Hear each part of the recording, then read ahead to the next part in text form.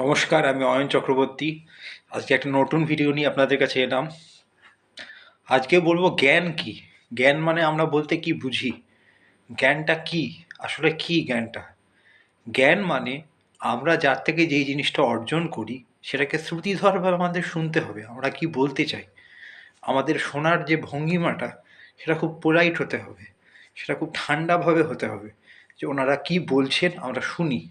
আমরা শুনে এমন করে ওটা এক্সপ্রেস করি ওটা যেন লোকের ভাল লাগে। জ্ঞান হচ্ছে এমনই একটা জিনিস। আর বলতে গেলে যে শ্রুতিধর না হলে আমরা কেউ জ্ঞান প্রাপ্ত করতে পারবো না, আমাদের শুনতে হবে। আমাদের শিক্ষক কি বলছে, শিক্ষক কি বোঝাতে চাইছে আমাকে, যে কোনো একটা ব্যাপার নিন, গান বলুন, অভিনয় বলুন, অভিনয় করে মিউজিক ডিরেক্টর বলছে, ডিরেক্টর কি বলছে, ডিরেক্টর আমাকে কি বলছে, ডিরেক্টর বলছে আমাকে এইভাবে আপনাকে অভিনয় করলেই আপনাকে ভালো দেখাবে। অমিতাভ বচ্চন যদি এরকমভাবে বলে কাউকে, हम भी वही जो कभी किसी के पीछे नहीं खड़े नहीं होते, हम जब खड़े होते लाइन वैसे শুরু হতে হয়। এবার যদি এরকম করে বলে ভালো লাগছে না। এবার এমনি যদি বলে हम भी वही जो कभी किसी के पीछे खड़े नहीं होते, हम जब खड़े होते तो लाइन वैसे শুরু হতে হয়। हविलदार चल फट दे साली। এরকমভাবে বলতেই একটা জ্ঞান বোঝায়। এবার জ্ঞান এমন করেই আসে, আমাদের কর্ম করতে হবে। কর্ম না করলে আমরা কিন্তু জ্ঞান পাবো না। আমাদের পড়াশোনা করতে হবে। পড়াশোনা করতে গেলে আমাদের অনেক বই পড়তে হবে। ঠাকুরের বই কেন, রামকৃষ্ণ মিশন যাও, বেলুড় মঠ যাও, স্বামী বিবেকানন্দের বই কেনো, ভগবান শ্রীকৃষ্ণর বই কেনো, গীতা কেনো। গীতা মানে তুমি অর্জন করো।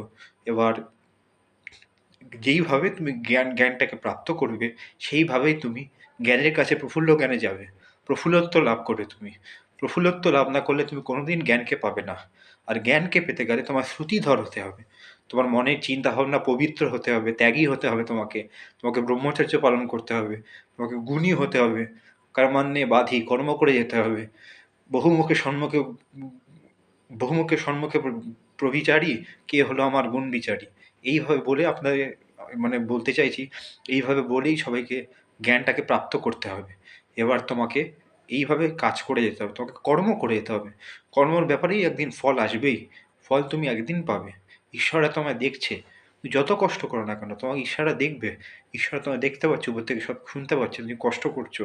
তুমি কাতরাচ্ছ একটা জিনিসের জন্য, তুমি গানের জন্য কাতরাচ্ছ। তুমি অডিশন দাও, তুমি প্রোগ্রাম করো, শোজ করো, তো অর্কেস্ট্রা করো, তা তোমার লোকে চিনবে। গান গাও, তোমাকে লোকে ভালোবাসবে। তোমার মধ্যে ফিলিংসটা আসবে, তোমার মধ্যে লোকে ভালোবাসবে, তোমায় চাইবে লোকে।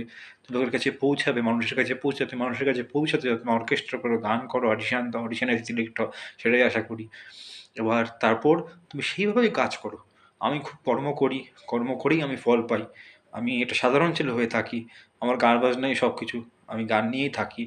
এইভাবে করতে করতে আমি অনেক অডিশন দিয়েছি, সিলেক্ট হয়েছি। ফাইনাল রান অব্দি গেছে, আমাকে সিলেক্ট করেছে। তারপরে আমি অনেক জায়গায় এসেছি।